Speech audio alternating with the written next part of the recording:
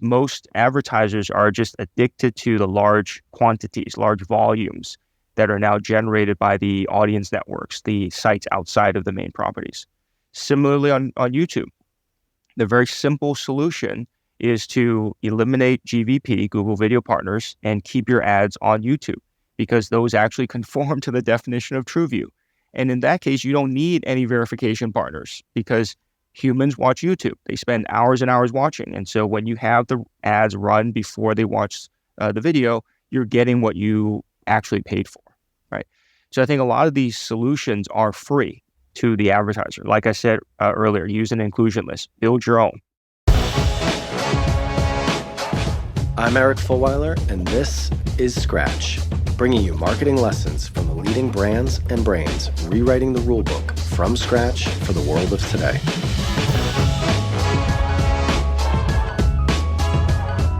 Welcome to Scratch, Rivals podcast on challenger marketing, where we spend some time talking to the thinkers and doers in the world of marketing, and in particular, some of the voices and brands challenging the status quo and doing things differently. Today, I am so excited because we have absolutely one of the best voices, I think, in the marketing and advertising world who is going out there challenging the status quo, Dr. Augustine Fou. He is like kind of the sole reason I log on to LinkedIn some days, and I'm so excited for him to be here with us today to talk about some of the really interesting things that we've seen going on lately in kind of the world of media buying, advertising, and inventory. So just, it's an introduction to Dr. Fou, who has had a really illustrious and impressive career. Way back when he started and completed his PhD at MIT in material science and engineering at 23, began his career at McKinsey, where he served as SVP of digital strategy and lead at McCann and MRM worldwide. He's gone on to do a lot of things, from leading as the Chief Group Digital Officer at Omnicom Healthcare Consultancy, as well as teaching digital strategy and integrated marketing at Rutgers, as well as NYU's School of Continuing and Professional Studies. Beyond this, he's been an investigator who's assisted governments and regulatory bodies as a consultant, who's helped clients strengthen cybersecurity, deal with fraud, mitigate threats and risks, including, one of the big threats that we see in our space, the flow of advertising dollars to criminal organizations, and really help marketers kind of improve the effectiveness of their campaigns overall. He's been at the front lines, like I say, of digital marketing across this career for nearly three decades. He's documented and kind of studied all the things that we see going on and the kind of the nexus of cybercrime and ad fraud. And again, like I say, is absolutely one of my favorite voices in the industry. I think keeping us honest and alerting us to some of the things that we don't necessarily think about on a day-to-day basis in marketing. Dr. Fou, thank you so much for being with us here today. So excited to talk to you. Thank you, Jenna. It's great to be on your show. I think we're going to cover off on a lot of interesting topics, especially the stuff that's been happening in the last 2 months or so. So thanks for having me. Yeah, I'm excited to get into it and throw some punches, as I like to say, throw some hands, as I like to say. But we usually start out with, like I say, a nice, easy kind of icebreaker just to get to know some folks. So, what's one, I guess, like brand, a challenger brand, or really kind of, anybody in the space of marketing right now that you are really passionate about, following, and kind of why? I think there's a few. I think we're going to talk about Analytics, the company that broke the news and had a 200-page research report with, code snippets and screenshots. So they're definitely a challenger brand compared to a lot of the legacy fraud verification companies that have been around for a long time. A lot of these problems, have been going on for a while, but those legacy fraud verification companies have not surfaced them, right? So it took an outsider, someone really independent of the industry to do that. So, we'll get into that during this podcast. But also folks like Wayne Blodwell, Robert Webster, these are independent voices who are actually looking at the details of the data, right? I kind of contrast them to the bigger media agencies that belong to the holding companies, right? The giant holding companies, I think they're doing a subpar job because of their revenue model, right? They're so desperate to make money and please Wall Street every quarter that a lot of the checks and balances seem to go out the window. So I think it's really, there's a need for independent voices, individual people who are trying to do the right thing. I'm also, happy to work with companies like Search Discovery in Atlanta. They're an analytics-focused agency, And, they love looking at analytics like I do. So, when you actually look at the analytics, you can already tell something's wrong, right? You can kind of suspect that, why is it like, 100% bounce rates or 1 second time on site? So little things like that already point you to or give you clues that there's something suboptimal that needs to be improved. And another small agency, Camelot Strategic Marketing in Dallas. I've been working with them for many years, and they are very conscientious when serving clients. So again, I would say the independent agencies are doing a much better job. They're much more focused on the details of programmatic media buying, and in doing so, they're better serving their clients. So I'm a big fan of those kind of non-incumbent smaller players. Yeah, I'm going to have to add Camelot to my list of follow companies on LinkedIn now. I guess I've been following Wayne, for a little while. And yeah, analytics, I think, the perfect segue into our main topic of discussion today. That absolutely blockbuster report that they released, again, was covered in the Wall Street Journal several weeks ago now, and some of the subsequent follow-ups, because boy, did analytics bring the receipts on some of this when questioned from Google. So absolutely great. So just a quick, overview, and I think, to give some background to some of our listeners who maybe haven't been, following, this as it unfolds as much as maybe we have. But like I said, just, background, Analytics has, published a report that revealed, that Google has been running a huge portion of essentially YouTube's, what had been designated YouTube TrueView as skippable in-stream ad, actually within kind of their third-party, Google video partners, where it's been, very difficult, if not impossible, to skip the ad. Many of these placements have actually been unviewable, and that there really haven't been, either controls for media buyers to remove that inventory from their buys, or frankly, just that, again, the inventory that's been served, violates Google's own terms and is simply not what advertisers think they're buying. So yeah, like I say, would love just kind of your perspective, overview on the situation, again, maybe some of the things that were really interesting to you coming out of that analytics report, just to give some color and background for our listeners.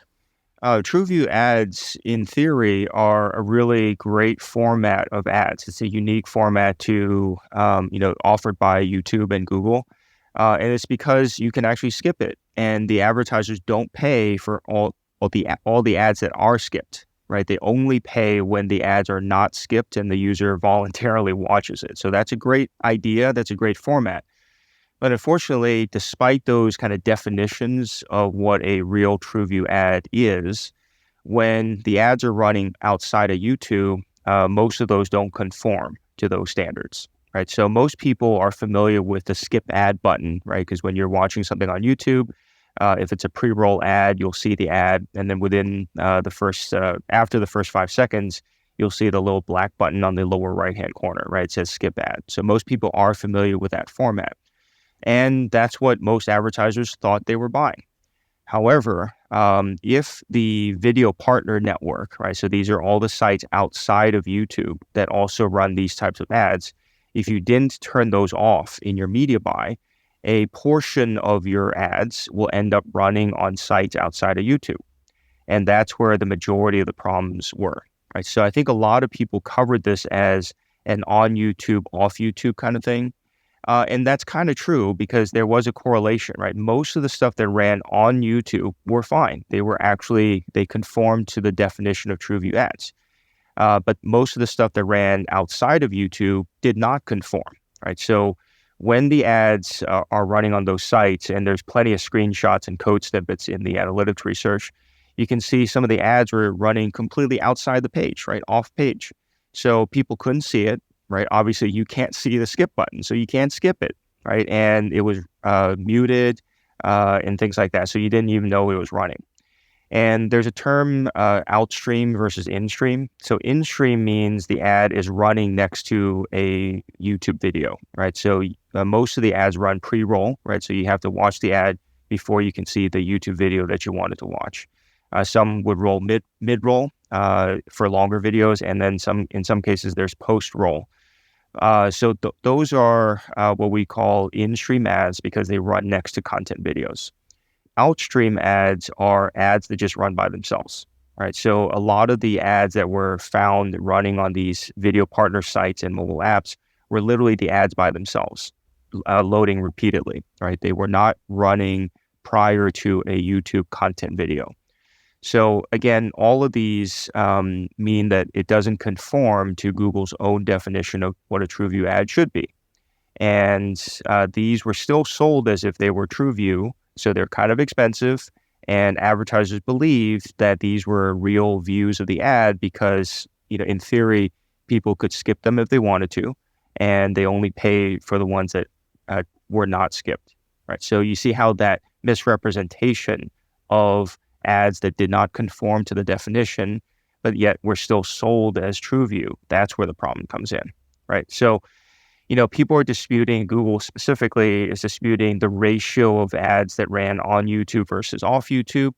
And of course, in some campaigns, right, that many of the ads ran on YouTube. For example, the ones where you turn off GVP, Google Video Partners, right? But if you forgot to do that, or you didn't realize you could do that, then a large portion of the ads would be running on the sites outside of Google, outside of YouTube, and not conform to the definition, right? So whatever the ratio is, the analytics research showed that there was a problem that Google maybe wasn't aware of, or was not properly reported. And the other key thing that came out is that the verification vendors that Google cited, DoubleVerify and Integral Ad Science, they didn't actually catch any of this stuff because they didn't actually measure any of this stuff, right? It really came out in the details that these vendors did not measure anything with a JavaScript tag. They were simply given data by Google to perform calculations on and provide reporting. So what I think a lot of advertisers started to realize is, you can't really call that independent third-party verification because they didn't verify anything. Right? It's no better than Google grading their own homework and saying, oh, hey, look, everything was viewable, audible, and no fraud. That's been a big problem. And I think advertisers have accepted for too long Google and the other platforms grading their own homework because really didn't have an alternative.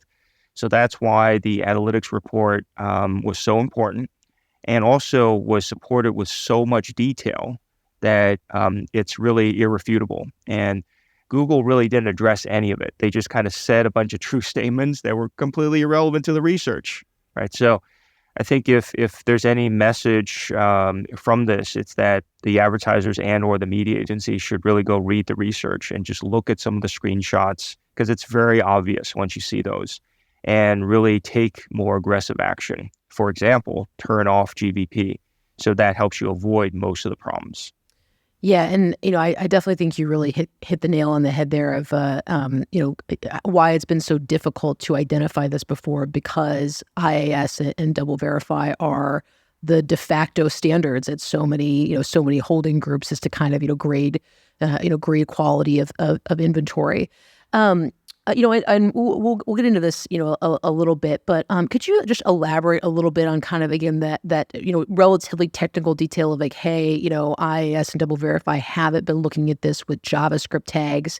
I know, like I say, a lot of, both of our colleagues, my colleagues at holding groups, but also kind of more for brand side advertisers. So many think, well, hey, I have brand safety and verification providers that, check that my ads have been served and do all these things. And maybe, again, don't understand some of the technical specifics as to how that actually works. And so many people I know were shocked when this came out, again, because they thought they had solutions, in place to deal with this, which really, hasn't been the case.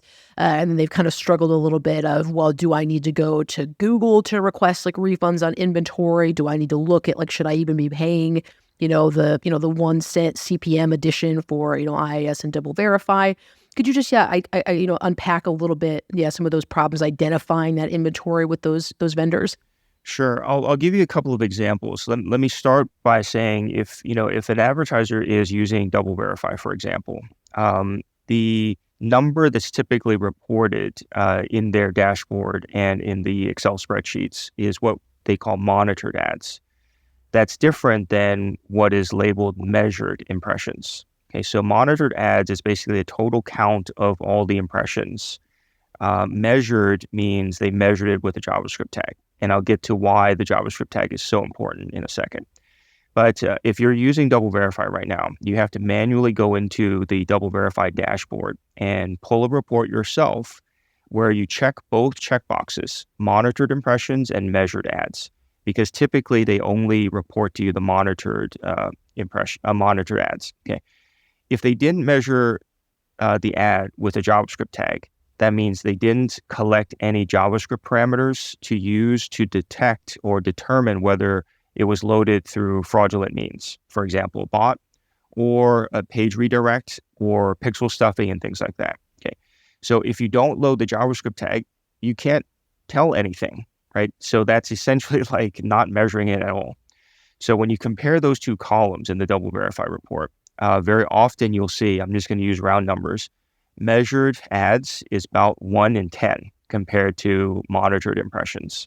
Okay. So in that case, that tells you that Double Verify only ran their JavaScript tag in 1 out of 10 ads. That means the flip side, 9 in 10 were not measured. Now that becomes problematic when they're assuming that there's no fraud in the other 9 in 10. I don't think that's a good assumption, right? Because we're going up against bad guys, fraudsters, hackers who maintain these vast botnets. It would not be a good assumption to say that what you did not measure does not have any fraud in it.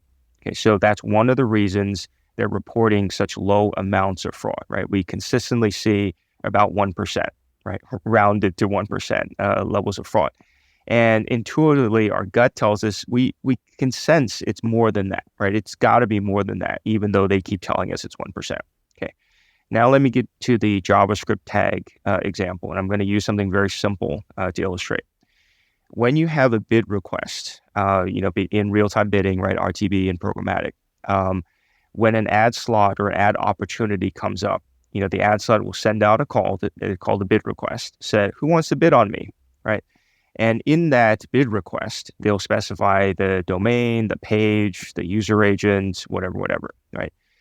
Obviously, bad guys are going to lie, right? So if they have a fake website, they're not going to put their own website or domain in the bid request, because if they do, they're not going to get any bids.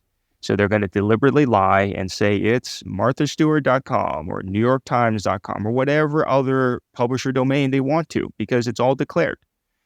So if you don't run a JavaScript detection tag post-bid and detect which site or app the ad actually ended up on, the only information you have is what was declared in the bid request.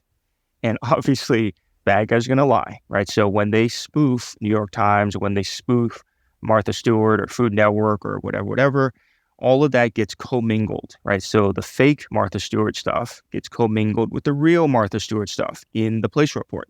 So you can't tell apart what's real and what's fake. You just get marthastewart.com and a quantity of impressions, right? It's just mixed in together. That's why they're failing to detect the fraud.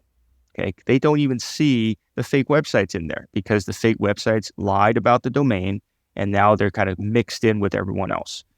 So when you run a JavaScript tag like my platform does, right, we have a tag that rides along with the ad impression. It is set to asynchronous, so it fires after the ad finishes rendering on screen. Once it renders on screen, the JavaScript fires, and we ask the browser to tell us what site, what page is it on, and then various other JavaScript parameters, right?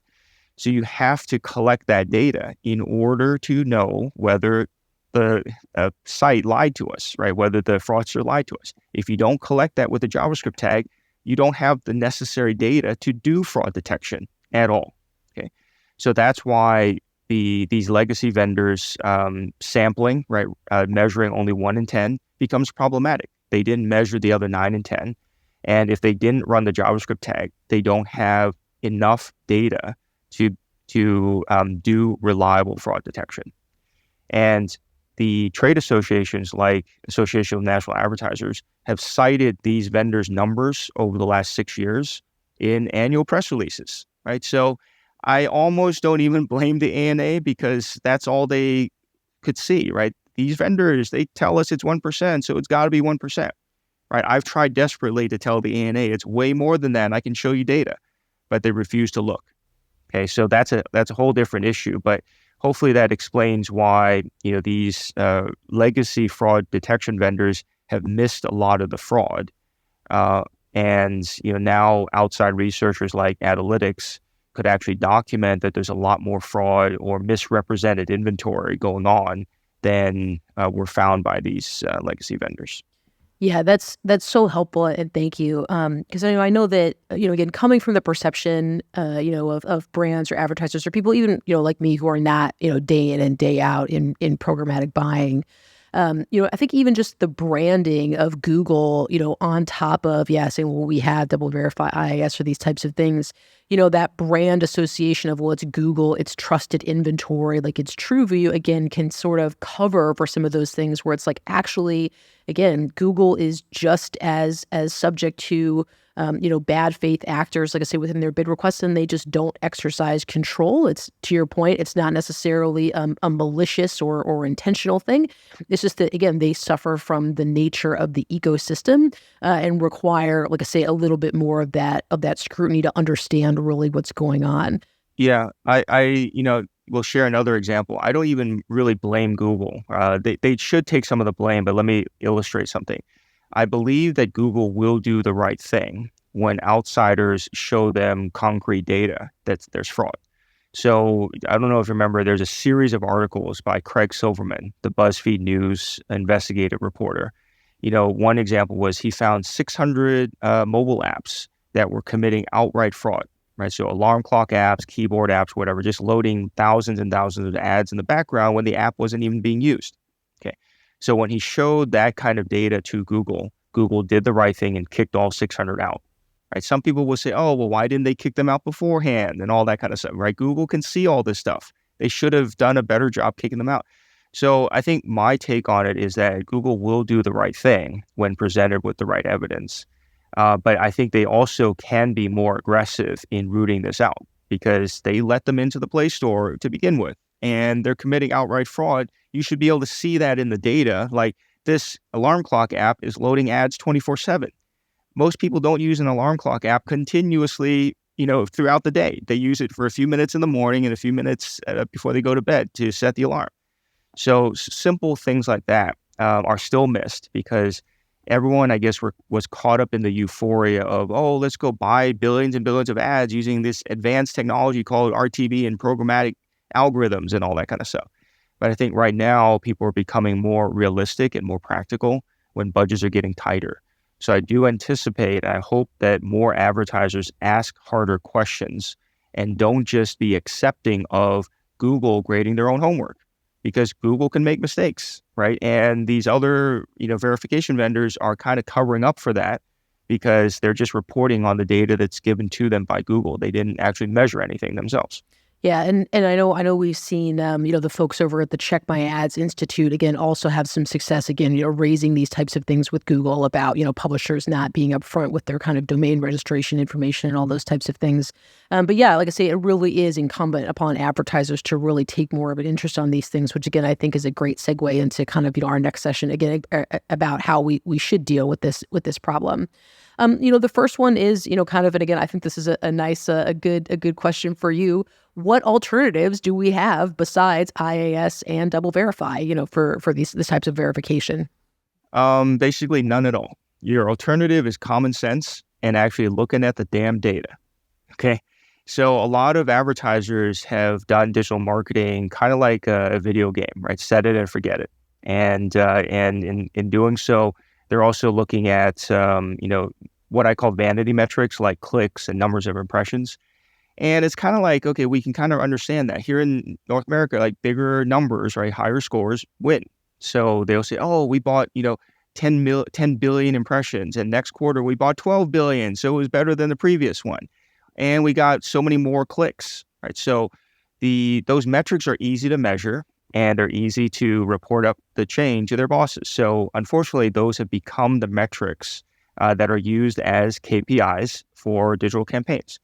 However, most advertisers probably don't realize that those are also trivial for the bots to manipulate, right? So whether it's the numbers of impressions or the numbers of clicks, right? The bots that are creating those fake ad impressions, right, by loading the web pages repeatedly or by continuously playing the mobile app. They're also the ones that click on the ads. So they're gaming both metrics, right, the numbers of ads and the clicks. And in doing so, if the advertisers are kind of a sit back and let their agency buy it, or just looking at these reports that they're handed at the end of the month, they won't really know the problems. Right? I'll give you one very specific example, very simple one to understand. If you have hourly reporting and you can see that, oh, well, why is 40 to 60% of my ads used up between midnight and 2 a.m.? And then there's nothing left to serve during waking hours when humans are actually awake and going online and using mobile apps. If they just had that kind of detail, right, hourly detail instead of monthly reports, they could see something was wrong. So it takes a combination of the advertiser or the marketer, right, who's spending the money, being willing to look at more analytics, look more closely, and then they can tell something's wrong, right? So I'm using an example that's deliberately not about fraud. There's some things that are suboptimal, right? Ads running in the overnight hours, that's suboptimal. Showing 300 ads per person, that's overfrequency, that's suboptimal, right? So all of these things can still be corrected. And what I said earlier, what's the alternative to IAS and Double Verify? It's nothing at all, right? I can talk about my platform, but I'm not going to talk about Fou Analytics. I'm just going to say you can use common sense and do things like start with an inclusion list as opposed to a block list. When you start with an inclusion list and you put real publishers' domains in there, you would have avoided 90% of the fraud and 90% of the fake sites and fake apps, to a point where you don't need fraud verification vendors. Right? You don't need to pay extra for that. Not to mention they didn't do a good job anyway. Okay, so that's one thing. Another thing would be to simplify your supply chains. So you don't need 39 exchanges in your media buy. You can go in there and uncheck 38 of the checkboxes, or maybe 37, and just leave 2 exchanges, Google plus one other. Okay, that's going to get you most of the inventory that you want to buy anyway. So in doing so, you've avoided all the leakage that would happen when you have 39 exchanges, all duplicating the bid request, cross-selling, reselling, all that kind of stuff, right? So again, if you do that, you're going to avoid most of the leakage, most of the problems, most of the domain spoofing, and to a point where you won't need fraud detection. Okay, you won't need these legacy vendors. So those are just 2 very simplistic examples to illustrate that if the advertisers just put in a little more effort, looked at the reports, and used some common sense to tell you, say, this doesn't look right, they could solve most of it and not have to pay extra for fraud verification. Yeah, like I say, I definitely agree with that point of that, hey, this kind of set it and forget it and just, like letting these things run is going to have to go away. But I think it's tough right now, given, some of the direction that, and certainly this isn't just limited to Google, Meta is taking a lot of steps in this direction too, to take away some of the control factors that actual buyers have when setting up their media buys. In kind of our brief, we've talked a little bit about performance max campaigns, but again, Meta is going this direction as well with Advantage Plus. Even their, default campaign setups now include Facebook Audience Network, which is just garbage. We know it is, right? I've never seen anything good come out of it. And so, again, now we do have some controls for these things. Again, there are things that we can do and kind of set up to avoid this. But are there, I guess, other trends, other, pushes that some of the platforms are making, again, to take away some of this control that you're particularly wary of, or kind of, any other, advice about how we should, be looking to structure our buys, flags to look out for as we're thinking about, again, these types of blended inventory sources across platforms? Very simply, if you're not willing to put in the work, you shouldn't be a marketer. Okay, you shouldn't be a digital marketer. I'm going to put it plainly. Okay, if you're not willing to put in the work and you're not willing to learn about this stuff, if you're just going to do set it and forget it, or let your media agency spend your $100 million budget for you, you shouldn't be a marketer. You don't deserve to be called a digital marketer. Okay, so when we talk about PMax and the Facebook equivalent Advantage, those are all the algorithms spending your money. If you don't have any kind of control, if you don't have any kind of independent measurement to see, how they're spending your money or where your ads are even going, or if your ads even ran. Okay. You should not be buying that. And so, first of all, you need to put in the effort as a marketer. Okay. You can't just set it and forget it or let someone else spend your money. Second of all, you shouldn't let the platform's black box algorithm spend your money, right? PMax is that. So a lot of the stuff goes on the audience network and, partner sites and all that kind of stuff because those generate large volumes. So when I ran my own campaign, 90% of the volume was eaten up by the outside stuff, right? Humans Google things. So if you limit your ads to run just on the main property, google.com, you'll probably do just fine. Those ads actually work because they show up when the person is looking for something, and that's the ideal time to put an ad in front of them, right? So search ads, paid search ads that run on google.com work really, really well. But most advertisers are just addicted to the large quantities, large volumes that are now generated by the audience networks, the sites outside of the main properties.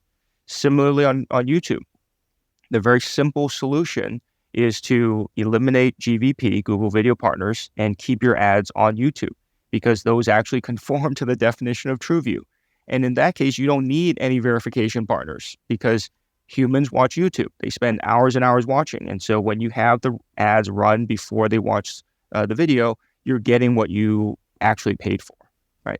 So I think a lot of these solutions are free to the advertiser. Like I said earlier, use an inclusion list, build your own, right? Or uncheck 37 of the 39 exchanges, right? That's all free. You can do that yourself. But nobody wants the advertisers to know that because that means they can't make money off of it, right? The agencies don't want the advertisers to know that there's a free solution. All these ad tech vendors trying to sell verification services don't want the advertisers to know that because they're trying to sell them verification services.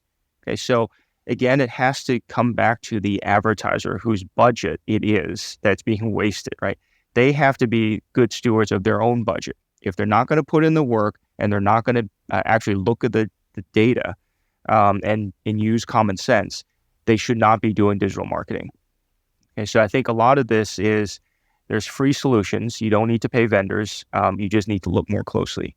Yeah, I really love that point of view. I also think that's definitely going to be our lead-in clip for this show. That's a great perspective. Because I also think that, to your point, like I said, there's so many entrenched interests and various actors, again, that are pushing for these types of things of, you need to spend on performance max because we need more reach for these types of things. But and I don't know, this is maybe, just me. I paradoxically now feel that the biggest opportunity for, again, potentially some of the independents is actually to convince advertisers to spend less, right? Like, yeah, you don't need to be buying all this crap. You essentially just need to be doing, to your point, paying attention, doing incrementality testing on your inventory sources to see what's actually getting you, more things. And, again, maybe that leads to, advertiser inflation of those highly, highly desirable kind of placements that we see now, but they're kind of already expensive. But I mean, have you seen any clients, advertisers, or again, any folks getting traction with the maturity of the digital ecosystem now, again, I think has moved away from, there was a while where it was like, you need to be investing more and more in digital. And now, yeah, I think the time is going to be like, actually, like, let's take a step back and spend less and only do it in the things that are valuable for us. Yeah. And unfortunately, it took an outside act of God. It's literally the pandemic to wake people up and, say, okay, well, we got to do something differently. I can tell you it's been a very difficult last 10 years to put food on the table, right? Doing what I do. And that's because everyone was caught up in the euphoria of let's spend more, let's buy more, right? Let's get more clicks. And no one wants to be the first to rock the boat, right? Who would think, like, if you're a marketer and you were given $60 million budget or $100 million budget, you're not going to all of a sudden say, oh, well, I'm going to go look into that a little bit more, right? And say, let me see if there's more fraud than the 1%. You're going to just say, oh, hey, look, they said it's 1% fraud, so everything's fine. Let me keep spending. And I've come across many marketers where, even if we found the fraud and said, you can get millions of dollars back, they don't want the money back because their job is to spend it all, right? And they want more budget, or at least the same budget next year. So again, those are like the perverse incentives or the misaligned incentives that you talked about. So I think right now, the best way to save money is to actually not spend it in the first place, rather than try to get cheaper CPMs. Because by the way, CPMs are prices, not cost, right? So there's a misnomer saying cost efficiency. As long as you keep using that word, you're going to be misled by the media agencies. CPM is a price, right? That's a unit price, how much you pay for 1,000 impressions, right? I'm going to use a very simple math equation to illustrate. 10 years ago, big advertisers were buying media from legitimate publishers, New York Times, Hearst, Meredith, these real publishers, right? Gannett, for $30 CPMs. Those are prices. Okay. Now they're paying $3 CPM prices, but buying 10 times the quantity. So when you take $3 times 10, you're still spending $30. You're not saving any cost. Okay. So when you talk about CPM, when it goes from $30 CPMs 10 years ago to now $3 CPMs, you did not save any cost. Okay, because you're buying 10 times the quantity, so you're still spending $30. So I think, people right now, they're so used to seeing the $3 that when we talk, they think that's rational. They think that's real, right? That's all been driven by bot activity because no legitimate publisher can afford to sell ads for that cheap, right? Because they have to produce the content. So $30 looks absurd, right? It looks way too high, but that's actually what it's supposed to be because that's what it was 10 years ago. So I've also said that, the last 10 years has been the lost decade of digital marketing because in 2013, about 10 years ago, or exactly 10 years ago, that's when programmatic media buying became the dominant form of media buying. And because of that, when advertisers stopped buying the majority of the media from real publishers and they started putting the money into programmatic exchanges, they lost sight of where the ads are actually going. And because of the exchanges, because now we have hundreds of thousands of sites and apps in those exchanges, nobody has the time to check all of them, right? And so that became the giant loophole that let all the fraudsters in because it's trivial to set up 10,000 websites using WordPress templates, okay? So the scale with which the fraud proliferated after people started buying through exchanges, it shot up in the last 10 years. And I have a chart for that, right? Stuff was moving along nicely, but then, the ad spending just shot up like a hockey stick, right? So a lot of, every party, all the ad tech companies love that because they could now justify the hockey stick revenue projection charts that they had in their PowerPoints. They said, oh, yay, we got that. So even if they didn't make the bots themselves, they certainly benefited from it. So like you said, there's so many parties in the ecosystem that benefit from it. They're not going to be the one to rock the boat. And that's why it took an external force, the pandemic, to say, oh, well, everyone's boats already has been rocked. So now we got to, take a closer look because we can't spend money as freely as we did before the pandemic. So I think, I've seen an uptick in my business where advertisers are asking me for help to audit campaigns where they already had a gut feeling something was not right here, but they just couldn't put their finger on it because the fraud verification vendors they use kept telling them everything was fine, it's 1%.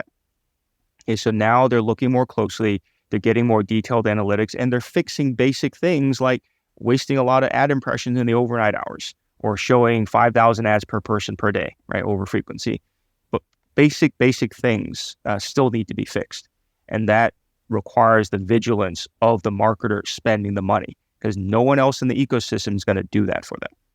When my co-founders and I were at Cannes, I said that if we really just wanted yacht money, all I had to do was go spin up an ad fraud network and we could 100% have yacht money. If we You can buy your own yacht. Yeah, if we decided that we just didn't have ethics one day, we could have yacht money next year. It wouldn't even be that hard. We could totally do that. I'm smart enough to do that. Yeah, we didn't. Remember Megan Graham? Megan Graham actually ran that experiment. So in 2020, she put up a new site called Tribune Times Today or Tribune Today or whatever. And she plagiarized her own articles just to prove a point, right? Because she was seeing a bunch of these sites literally just plagiarize her CNBC articles. So she did the same. She set up the site.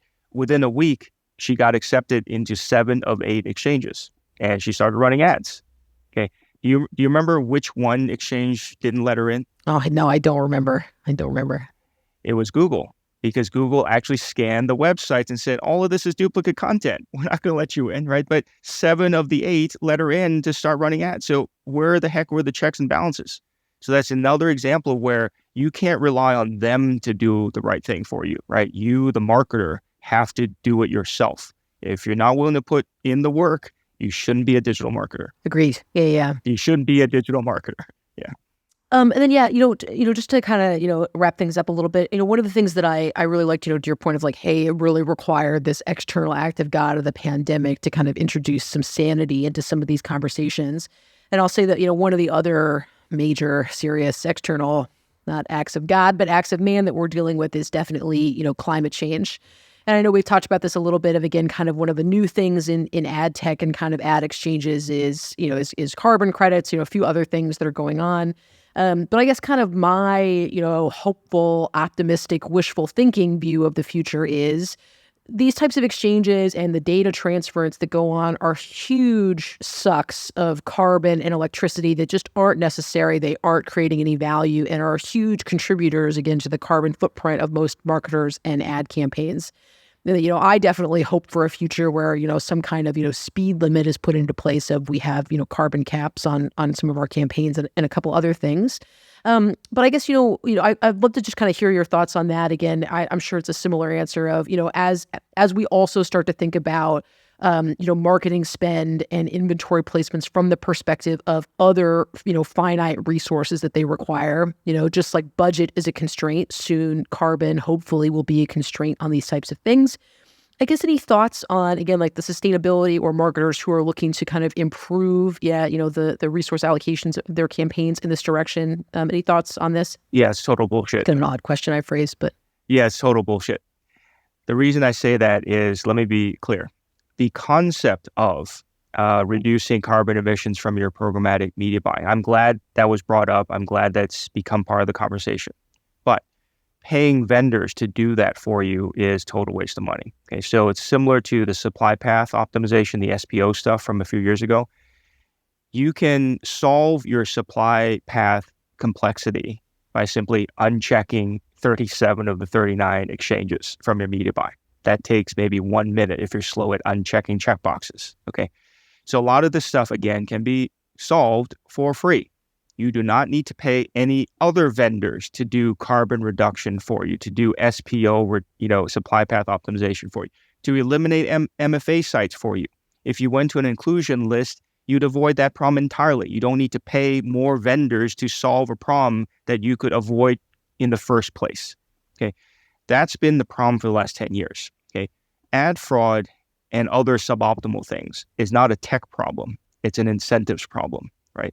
So again, you're not going to solve any of it by paying more vendors to do it for you, because first of all, their tech sucks, doesn't work that well, and you could have avoided the problems to begin with if you actually looked at the data, right? So this carbon thing is very similar, right? If you think about real-time bidding, there's absolutely no need to bid out every single impression to say, this ad opportunity came up and said, who wants to bid on me? And then you have 100 different advertisers trying to bid on that, and all of that data has to go out to, 37 exchanges, 39 exchanges. And then each of those exchanges has 100 advertisers who have to look at that data to decide whether they want to bid on that or not. So all of that is completely unnecessary computing power, and all of that is completely unnecessary bandwidth, right? So you can reduce and solve all of that by unchecking 37 of the 39 exchanges and by using an inclusion list that doesn't have MFA sites in it, right? Include the publisher sites like New York Times, Wall Street Journal, all the Hearst publications, all the Meredith publications, all the Gannett publications of magazines and newspapers that you've heard of. Because if you haven't heard of it, most other humans have not heard of it either. So you're not going to get at-scale human audiences visiting websites or using mobile apps that they've never heard of. So the whole long tail is a complete Silicon Valley myth that has been foisted on a whole bunch of unsuspecting advertisers for the last decade. So now we need to unwind all of that. So yes, it's going to be painful. Yes, it's going to look strange, like CPM prices are going to look like it's 10 times higher than it is now. The quantities of ad impression that you can buy that are legitimate is going to be 1% of what you're buying right now. It's 99% less than what you're buying right now. So it's going to be very difficult to accept if that's the worldview that you grew up with. Right. So some of these marketers have been alive less than I've done digital marketing. Right. I've been doing it for 30 years. A lot of these marketers spending millions of dollars have not been alive for longer than I've been doing digital marketing. So I think it's really time to open your eyes and look more carefully at the data, because, you can apply some common sense and solve most of these things and actually help prevent climate change. Yeah, I would say it's always been crazy to me that it's like, oh, well, we're going to add like these additional, like we're going to buy offsets and carbon credits and do additional, and just do less, fam, do less, as the kids say.